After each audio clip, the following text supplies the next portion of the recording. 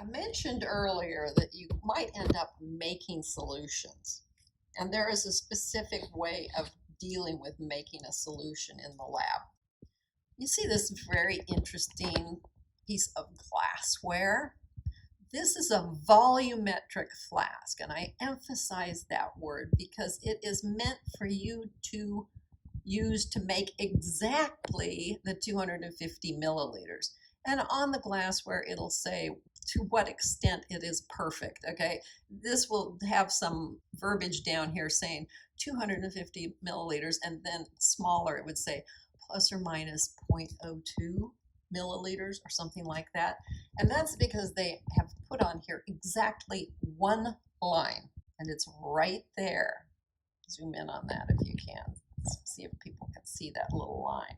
When you're all done, you should be at that exact line with your meniscus. In this case, it's an aqueous solution, so you're going to be with the bottom of the meniscus is going to hit that line. Okay?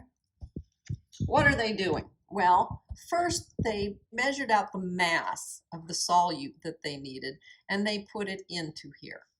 Then they add a lot of the water, but not all of it. See, it's not up in this neck at all yet. It's down here.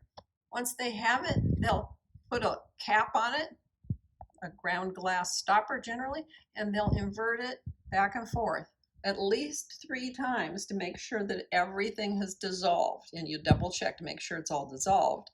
And then you add the last little bit, drop by drop. You can see that this person has put a pipette in here to add the last little bit of liquid to get a perfect measurement. This is just a summary of what I said. You put the known mass in, you put some water in, make sure it's completely dissolved, fill it up to the mark, exactly there. And if you want to make sure it's totally, because if you add this afterwards, which is what this looks like, I'm afraid the picture is a little deceptive.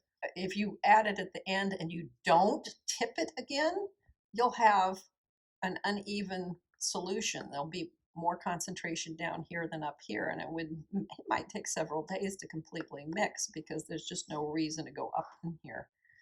So you have to make sure at the very end, the last thing you do is also flip it and let the bubble that is in here travel all the way up here, because it's upside down now, right? And then when you flip back, let the bubble go all the way back up. If you do that 3 times, you're in good shape. For star number 4, we are asked for a volume of solution. We know how many millimoles of acetic acid we want, but what we have available is a particular molarity. Question then is, what volume of solution should we use? All right, let's take a look at the ideas in that. So the idea is that molarity is moles per liter. Since I am being asked for a volume, well, volume, that's liters. I will end up saying liters is equal to moles divided by molarity. Just rearranging it algebraically. That's a way of dealing with this. Now let's step through the problem and see what happens here.